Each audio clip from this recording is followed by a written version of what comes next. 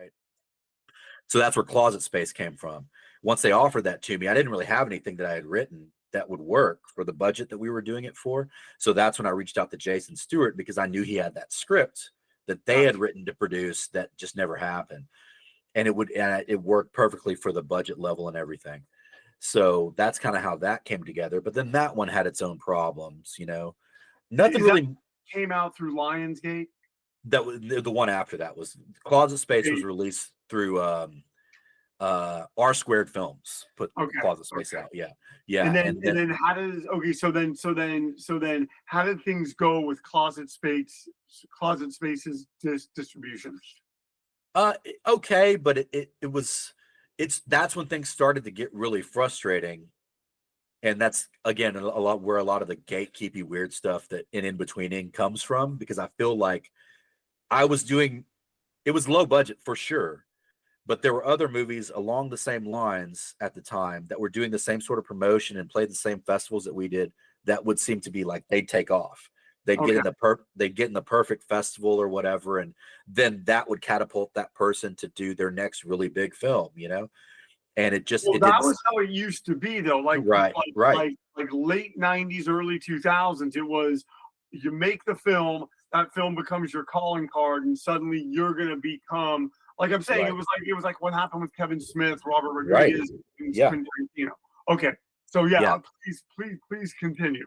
Yeah. So, but it just kind of, it came out to like a whimper, you know what I mean? Like a few people, and what's funny, there are still people to this day that will discover it because it's still out on streaming services here and there.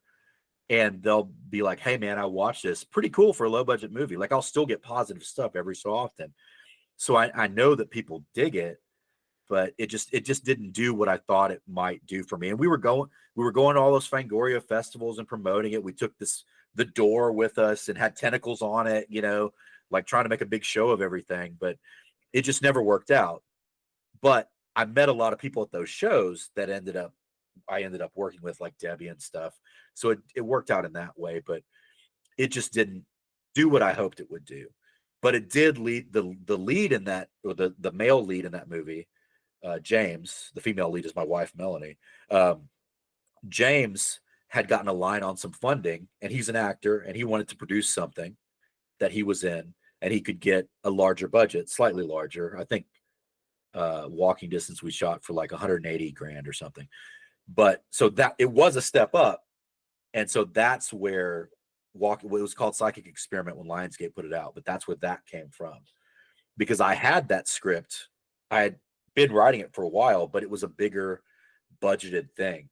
You know, it was more of like a wild, at the time I wrote it, it was this wild zombie blowout thing. But then in the interim, 28 days later, it come out and everybody kind of got into zombies again. So I rewrote it and made it like more of a sci-fi Akira trip. And so we did that. And then because Katie Featherston from Paranormal Activity was in that, Lionsgate swooped in on it because it came out.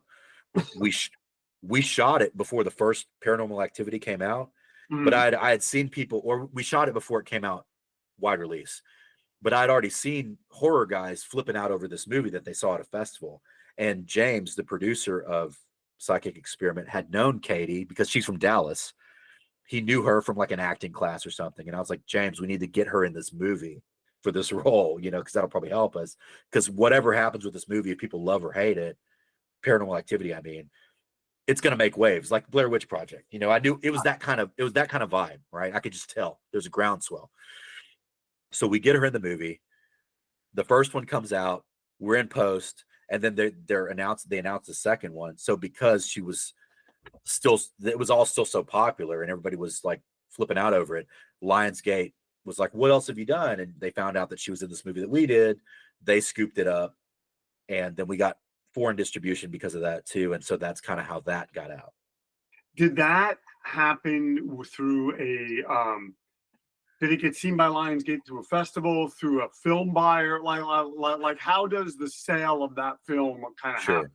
It was a distributor's rep that James had worked with on the previous film that he had produced, which was more of like a dark thriller kind of thing. But the distributor's rep had a good relationship with Lionsgate, so they showed it to them and to the foreign buyers too. So we kind of had a pre-existing in, like, it played at a couple festivals, but it couldn't get into the ones that I thought would make a difference. I submitted to all those festivals, but they didn't want it. So we had to use our back channels, I guess. And so that rep offered it to Lionsgate. And even that seems like it was it would have been like this awesome thing. And it was awesome, for a while, but it didn't really change anything, It Isn't almost that crazy? Isn't that crazy to like do all that work and all these things, and when you're in the hunt for like distribution, your thinking is, oh man, I'm going to get this one thing, and maybe it's not going to make you rich, but the fact that you're going to do it, it's going to get out, and it's going to just, your name is going to be on it. And the crazy thing is, you got that, and like you just said, it didn't really didn't change anything. And I mean, so basically from that, I was like, how am I going to continue to do this and make money at it, make anything?